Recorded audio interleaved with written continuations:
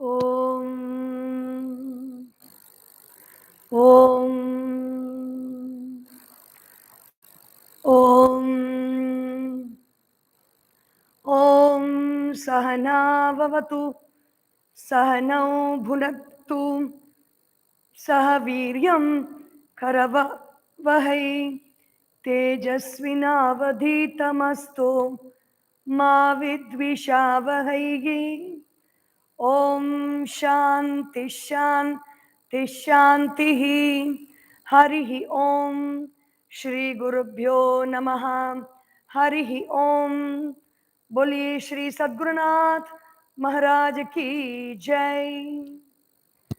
समस्त जन कल्याणे निरतं करुणामयं नमामि चिन्मयं देवं सद्गुरुं ब्रह्मविद्वरं सद्गुरुं ब्रह्मविद्वरम् ॐ श्री चिन्मय सद्गुरवे नमः. हरि ओम. Welcome to the 28th episode of Chinmaya Surya.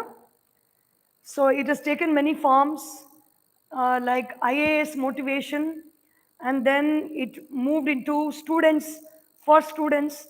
Then it enveloped everybody, all of us, and it became Chinmaya Yoga, where we have been talking about Pujya Gurudev's Swami Chinmayananda Ji's books, Hasten Slowly. And now we are in the second book, a manual of self-unfoldment, where Gurudev speaks about in what all ways we can develop certain qualities and that enables us to realize our true self. And in the last episode that we saw, in the 27th episode, we saw that we are not just one personality, one form, as we all imagine. We are not this body, but we are made up of 5 layers of personality. Our personality contains 5 layers, which we saw last time, the last episode. And what are the 5 layers? The Annamaya Kosha, or the physical form, the Pranamaya Kosha, or the energy form, the Manomaya Kosha, or the mind form, the Vijnanamaya Kosha, or the intellect form, and the Anandamaya Kosha, or the bliss form. So these are the 5 aspects of our personality, of which we can see the Annamaya Kosha, physical body, can be seen, heard, smelled, tasted, and even touched. Physical body. Pranamaya Kosha, we can experience it in the movements and in the feelings of hunger and thirst. Manomaya Kosha also, we experience it in the form of our likes and dislikes. When I say I like this, I dislike this, then our Manomaya Kosha is at work. The Vijnanamaya Kosha also we experience when we take firm decisions. When we decide to do something, it is our Vijnanamaya Kosha that's at work. And then you have the Anandamaya Kosha, where we experience bliss. Bliss is the ultimate experience of Anandamaya Kosha. Before we attain the experience of bliss, we experience so many things. We experience anger, hatred, jealousy, then fear, all these qualities that we experience, or pride, the different qualities that we experience are experienced by the Anandamaya Kosha. It is called Anandamaya Kosha because the ultimate experience that we can ever have, any kind of experience that we can ever have in this universe, is the experience of bliss, the experience of joy. There is no other experience that can transcend the experience of bliss. Beyond that is only the truth, the reality. That is what it is there, which is not an experience, which is ever present at all times. Experiences come and go, but the truth, the reality always remains. So these are the 5 layers we saw the last time. Now, this time what we are going to see is today's topic says the great support. These 5 layers, if you see, anything cannot exist without a support in this universe. Even if you fly a kite, the kite is supported by the thread. The thread is tied to a loom down, the reel that is down, and you keep opening the reel, the thread goes higher and higher, the wind blows, and the kite flies in the sky. So if you cut off this thread, the kite is gone. In the same way, these 5 layers need a support. What is that support? What do we understand about that support? Earlier, we saw in this BMI chart, body, mind, and intellect chart, the, the intellect sheath, the prana sheath, the mind sheath, the bliss vasana sheath, the bliss body, or where our vasanas are there. And then finally, on top of that, on top of the pie, or rather on the top of the cylinder, the triangular piece is called Om. If you make this whole triangular piece as a circle, Om is the center, and all other layers of the body are are around Om, or rather Om, or the sound, the cosmic sound of Om, which is the most subtle part of our personality and of the personality of all human beings, all animals, all trees, all plants. Everything is nothing but a modification of Om. What is Om? Om is like the sand in the sea. In the sand and in the sea, 100 children go there for a beach party. One child builds his home. Another child builds an auditorium. Another child makes a tree. Another child makes sand art. Another child builds a temple. Another child creates a deity and does puja to that. Another child draws a monster out of the sand. One child will draw Rama. The other child will draw Ravana. The other will draw Sita. So many people, all 100 children, if you allow their creativity, they will create 100 beautiful things out of the sand. But if you let all the children roll on that sand before closing the beach party, they don't want to leave it for the next day as it is, what they have done, and they just roll over it and they bring everything to ground. Everything turns into the same sand. In that, there is no Rama, there is no Ravana, there is no house, there is no temple, there is no monster, there is no good person, there is no sand art, nothing is there, only sand is there. In the same way, in this support, in this great support, in that substratum called consciousness or Om or Brahman, all this universe is a concept sand art. Everything is a concept in our mind. If you really think about this whole earth, is nothing but a concept in our mind. It's a thought in our mind. Why do we say it's a thought in our mind? It looks very physical, you can see it. But when you go to sleep, you don't think about, you don't see the earth because the thought is not there, the mind has gone to sleep. And so we are not able to experience the world in time of our sleep. So, what is this intelligent conscious principle? The principle called awareness. Its its name is Om. We call everything by a name. We say body, we say energy, we say mind, we say intellect, we say bliss or vasanas. We call it by some name. So, what is that supreme awareness called? How does that supreme awareness respond to us? When we say Om, the supreme awareness returns with the sound of Om. In many cultures in India and even in Sri Lanka, where they speak Tamil, the word for yes in those days, even in Tamil, in the ancient times, the word for yes is Om. In a in a in a sabha, in a palace where the king's assembly is there, when we say, when we ask a question, the reply, if it is yes, they will say Om, Om, which means yes, I want it, or whatever it is. In Sri Lankan Tamil, it is still used today. They say, they reply yes. When they say Om, it means yes.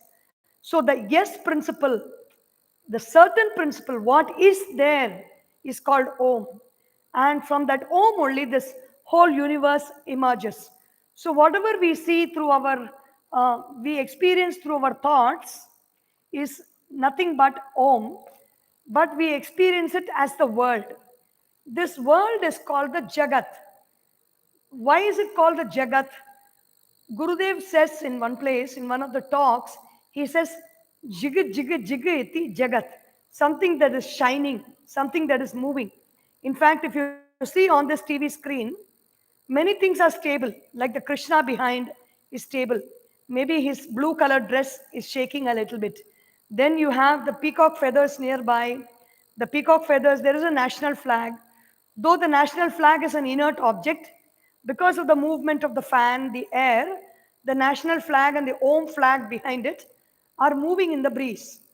Then my hands are also moving. When I speak, my mouth is also moving. Eyes are also moving up and down. In the same way, the screen behind, the Krishna is a picture that's drawn on the screen, but the screen itself is moving. The Arjuna behind me is also looking steady, but that is also moving, because one thing is they are moving because of the outside wind, but when they register in our mind through our senses, they are registered as thoughts, and those thoughts are always moving. The thoughts are always not present. The moment I start talking about the national flag, you've forgotten the national flag. When I started talking about the peacock feathers, you entertained the thought of peacock feathers. Then, when I talked about Krishna's blue dress, you were thinking about Krishna's blue dress. When I spoke about the orange color hanging, wall hanging, you will think about the wall hanging. Then, when I see the Krishna's image behind me and talk about it, you will think of Krishna's image. You will think that he is blessing with his hand. Whom is he blessing? He is not blessing this person, but he is blessing Arjuna in that picture. All that you will think. And then when I say the screen is moving in the wind, you stop thinking it is Krishna and Arjuna and the blessing, and you think of it as a cloth screen, and the cloth screen is moving in the wind, that thought will come to you. So in our mind, these thoughts are always moving, and the moving thoughts are called the Jagat. The moving experiences are called the Jagat. So Gurudev says in this very beautiful book, The Great Substratum, we have found that the subtlest of the subtle, the principle or truth, resides within us as a divine spark, enveloped as it were by the grosser coatings of matter, the grosser being our physical body. So, our physical body is gross. It contains atoms, molecules, subatomic particles, quarks, and protons, neutrons, electrons spinning in empty space. So when you look at it, even today, modern science is coming up quantum physics, quantum entanglement, quantum sound, quantum mechanics, so many things of quantum. Quantum is from quanta, which means light. That is what when we say consciousness or awareness. We don't need to go into how modern science is coming up or catching up with Vedanta and the Upanishads. They are making their own experiments, and the truths seem to be very appreciable to people who have always been studying the Vedanta, the Upanishads, and contemplating on the Brahman, on the cosmos, on the impermanence of this whole universe that we see around us. And so that is it. So there are three things in this universe. One is that Brahman or Om.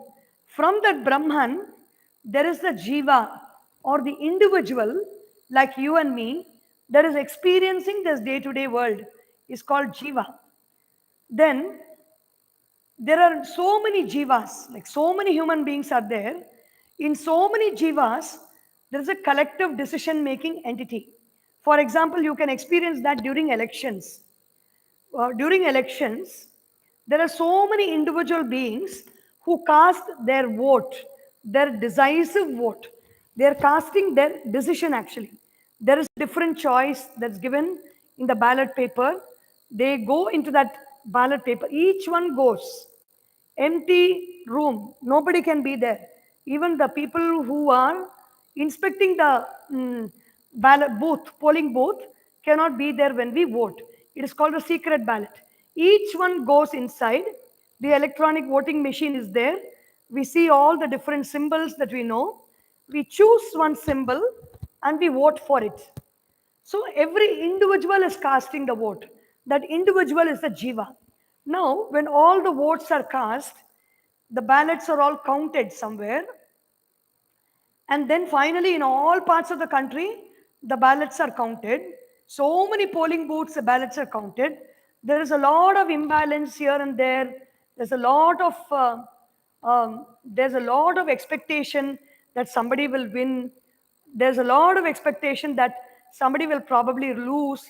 But finally, one person gets elected. One party gets elected, and that party chooses their prime minister, prime ministerial candidate, and the prime minister becomes a prime minister of the country. So there are so many people who voted, are all the jivas. It's an example. And all their collective decisions, the majority collective decision, is the decision that decides on who is going to be the prime minister of the country, and that will be our Ishvara. In the same way, in a classroom, there are so many individual students who study, but there is a collective decision by the students to elect one leader, and that leader becomes the Ishvara of the class. That is the most popular intellect in the whole group, or the intellect that combines everybody's intellect and serves everybody else in return. It is not the most popular person, but it is a person who takes responsibility to care for everybody in the class, to care for everybody in the state, to care for everybody in the municipal elections, to care for everybody in the grassroots level, to care for everybody in the country, to care for everybody in the world. So, at every level, wherever we see great minds gathering and one person being selected to stand out among them, that becomes the Ishvara, and everybody else is the Jiva. The ultimate Ishvara is the one that comes to solve our problems in our life. The life problems are very many. For example, if there is global warming and it is threatening the earth and it's threatening the livelihood of people who really want to do good things in this world, then an avatar will come. The avatar may come in the form of a journalist who, who with great passion writes about global warming and speaks to the global heads through the articles and through the columns, speaking to all the global heads in the world, inspiring them and making them take collective decision to stop the process of global warming and encourage a very harmonious and environmentally balanced society. So Ishvara can come in any form. We learn about many avatars that Bhagavan has taken in the Puranas. Those avatars are not 10 avatars or anything. They are 10 great avatars which we can remember and study about. There are innumerable avatars. They just not happened at one point of time. They're happening right now at innumerable levels, and they will happen right now after this at innumerable levels of avatars. So Ramakrishna Paramahamsa says, the number of avatars in this world can be akin to the number of fruits in a tree. In the same way, you can count all the sand particles in the earth. You cannot count the number of avatars. So that is what the number of this Ishvara or God, the one who rules over everybody, is called Ishvara. Jagat is the individual being who is experiencing joy, sorrow, hunger, thirst, and who's experiencing like being born, growing, experiencing disease, experiencing wellness, experiencing old age, and experiencing death. All that is the jiva. And the Jagat is that which is the universe, the whole universe. The concept of the universe in our mind is called the Jagat. So once a Jiva, Ishvara, and Jagat, we know the relationship between. So it is not only important to know what is the Jiva, what is the Ishvara, and what is the Jagat, and we also need to know the relationship between the three. The sum total, we have seen the sum total of intellects of individuals are called Jiva. So, who is Rama? Who is Krishna? Who is Shiva? Who is Jesus Christ? Who is Muhammad? They're all the totality of all intellects of their times. All people gather together, they have had similar experiences and they have had similar desires. And to fulfill those similar desires in the society, these people were born and they were called avatars. Avatars means somebody who manifests among them. In Greek mythology, if a drama, Greek drama is not ending at all, they want to end it somehow. The plot will be so confusing here and there, here and there. They will never be able to make a neat ending. So they will bring in the drama, they will bring in a god or an oracle from the ceiling. They will it will make a direct entry on the stage. In our cinemas also we have that. So one Mariamman will come, or somebody will get Swami, or somebody will get Avesha, and then they will end the matter. So in the same way, it is called Deus ex machina. A deity will be brought in from the top of the ceiling. Literature students would know this. So from the top of the ceiling, and then there is a murder here, there is a program there, there's a love story there. This God will come, this God will know everything, and then this God will solve everybody's problems, and the drama will be over. So that is what our Ishvara is all about. So the relationship that exists among the Gurudev gives a very beautiful example. Jiva, Jagat and Ishvara is explained by the example of a piece of cloth. You have a nice piece of cloth behind you, and that piece of cloth is made up of threads. And the threads, on the threads in this particular cloth, it is a painting. Otherwise, the cloth itself can be woven with this image. That possibility is also there. There is a national flag. It's a piece of cloth.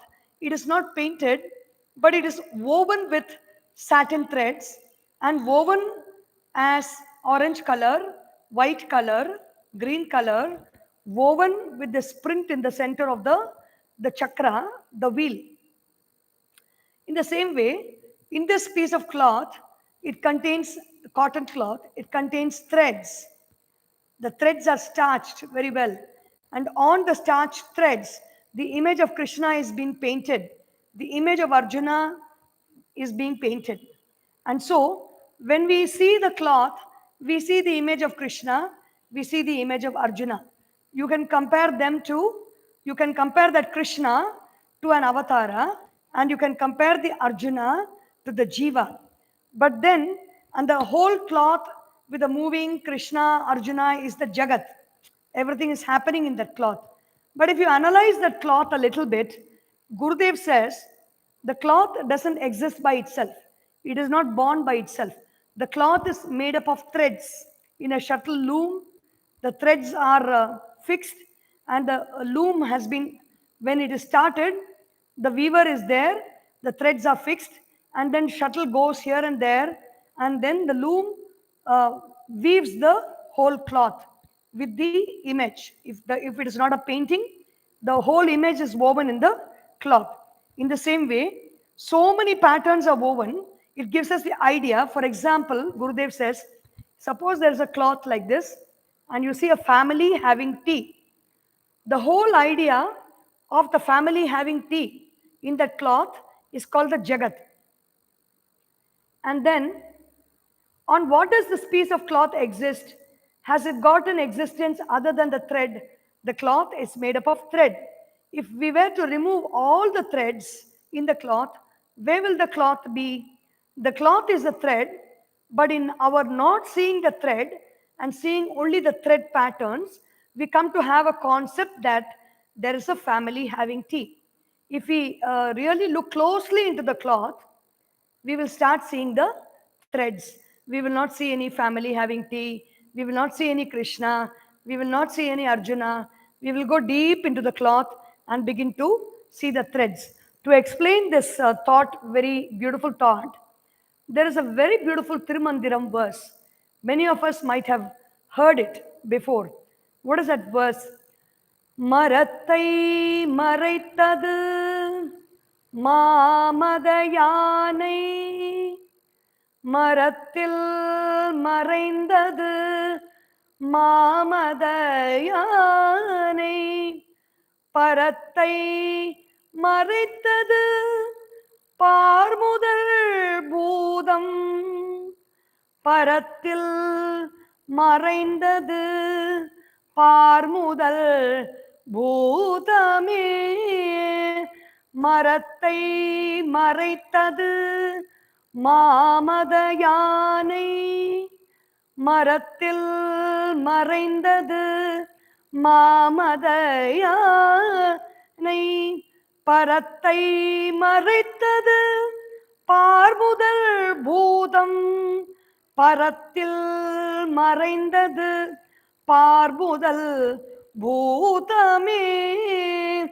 So Tirumandiram was written by Tirumular. This Tirumular, he might have seen a boy playing with a wooden toy elephant.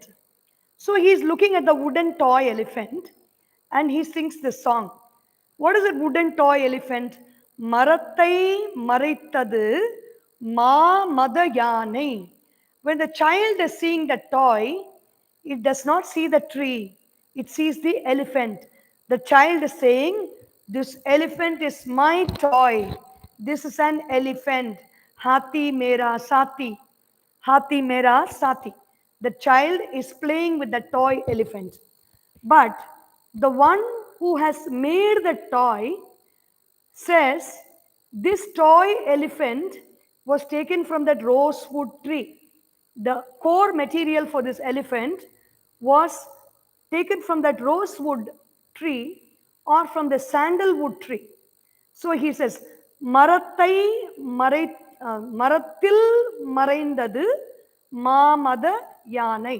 When the sculptor who is chipping out from that sandalwood to make a nice toy elephant is not marathil maraindadu. He is chipping into the tree, but in the tree he is going on looking at the shape of the elephant and carving out the elephant. In the same way, parattai maraitadu par mudal bhutam. Par means ulagam. Loka. Lokyate anena iti lokaha. This whole earth is called par. So many movies is a par, Pattanam par. Par means world. So the world is composed of par mudal bhutam, creation in the world. What are the 5 main aspects of creation?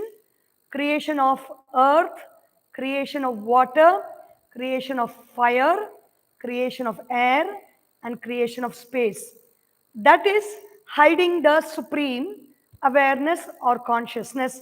Parattai maraitadu parmudal bhutam. Then there is a point of time when in meditation you listen about that consciousness, you study about that consciousness, so you hear about the consciousness, you contemplate on the consciousness, you meditate on consciousness, and in your awareness, consciousness alone is, and the whole earth is not there. In the same way, in your awareness at night, sleep alone is, and nothing in this world, even your joys and sorrows, your pain and suffering, your experiences, your happiness, your money, your wealth, and your ideas about who you are, inferiority, superiority, nothing is there in the deep sleep state. Only awareness of I am sleeping is there. In the same way, for the meditator, only the awareness of I know is there. There is no object to be known. Only the subject who knows is there. And so that is consciousness. That is the param or the supreme. So Gurudev gives that with the example of the cloth and the thread. And then he says, let us dive now. After the cloth and the thread, the concept and everything is material. Still, there is this God principle. He says, let us dive deep into that. Let us analyze a piece of thread. Gurudev gives a very beautiful example. In modern day quantum physics, these thoughts are all being spoken about so much now. What is the thread made of? Is the thread itself a self-born thing and eternal? Did threads just come into this universe and then fix themselves into the shuttle loom? No. Does it exist by itself and in itself? No. What is the cause for all the threads? Certainly, from the standpoint of the cloth, the thread is the cause. For the whole cloth, the thread is the cause for the cloth. But is the thread itself a self made cause? Does the thread exist by itself? No. It has a cause too. What is the cause for that? Cotton is the cause of the thread. But for the cotton, the thread would not have been there. But for the thread, there would have been neither cloth nor patterns woven about it upon it. In cotton, all the three came. What did it come? In cotton and into cotton, back, all the three would merge. What is it? The thread is there, the cloth is there, and the patterns are there in the cotton. So when the threads are removed, the cloth will also not be there. The patterns also will merge into the cotton and they will disappear. We always strive only to have an objective understanding and not a subjective realization of the truth. When we contemplate on all this, we will become so deeply engrossed that we will really forget all our problems and all our issues around us. God is the immediate. Where is the connection between God, Ishvara, Jagat, and Jiva? The relationship between the individual ego and God is a relationship between the pattern and the thread. So beautiful analysis. There is a pattern of Arjuna, there is a pattern of Krishna. The patterns are the individual ego. Whether Arjuna is, you consider Arjuna as a disciple and the Krishna as a master, both of them are patterns in this cloth. The patterns, individual ego, and God, the relationship between the pattern and the thread. God is the thread, the patterns are the individual ego. God is the immediate transformation of the permanent truth, and the next transformation is man. From the truth, permanent truth, there is consciousness, awareness, Brahman. An immediate modification is the God principle, which means there is a thread. And then, in this, if the cloth is considered Brahman, then the modification of Ishvara from the Brahman is like the cloth in this thread. A modification of the cloth into patterns of Krishna, Arjuna, chariot, or the grass on the ground, the battlefield, they're all patterns. The pattern is the Jagat. Now we have understood that God is man in the sense that pattern is nothing but the thread. So even if this concept is there, going on meditating on this, we will really have, when even especially when we go to temples and we pray so well to that Ishvara, that Bhagavan, and we meditate on these truths from the Vedanta, then Bhagavan will reveal himself to us as the pattern in the cloth of made up of cotton. Cotton is the supreme source, the support of the cloth. From the cotton, thread is coming. The thread can be likened to Ishvara or God. From the thread, the colorful patterns are emerging in that cloth. That is the Jiva, you and me and everybody else around us. So when we contemplate in this manner, these thoughts from Vedanta will even take us, you don't need to wait for some time. Any moment you think, your mind goes to that state of the supreme contemplation on the Brahman. That is why in Vedanta, Shravanam is a very, very important part of understanding the truth. When I listen, when some great Mahatma has spoken about this, and somebody is talking this from what they have spoken, and when we listen to it, and when we listen to it with attention and understanding and devotion, then instantly the realization is possible at that moment. So we will meet again next week for Chinmaya Yoga. From tomorrow onwards, for the next 5 days, we are going to have Yellam Ulla Mahabharatam in Tamil and it is on the Moksha Dharma Anushasana Parva. Very beautiful chapters on the discourse between Yudhishthira and Bhishma. So let us all meet again tomorrow from 6:30 to 7:10 for Yellam Ulla Mahabharatam. ॐ सर्वेषां स्वस्तिर्भवतु, सर्वेषां शान्तिर्भवतु, सर्वेषां पूर्णं भवतु, सर्वेषां मङ्गलं भवतु, सर्वे भवन्तु सुखिनः, सर्वे सन्तु निरामयाः, सर्वे भद्राणि पश्यन्तु, मा कश्चित् दुःखभाग् भवेत्. ॐ असतो मा सद्गमय, तमसोर्मा ज्योतिर्गमय, मृत्योर्मा अमृतं गमय. ॐ पूर्णमदः पूर्णमिदं पूर्णात् पूर्णमुदच्यते, पूर्णस्य पूर्णमादाय पूर्णमेवावशिष्यते. ॐ शान्ति शान्ति शान्तिः. हरिः ॐ. श्री गुरुभ्यो नमः. हरिः ॐ. बोलिए श्री सद्गुरुनाथ महाराज की जय. हर नमः पार्वती पतये. हर हर महादेव. हरि ओम.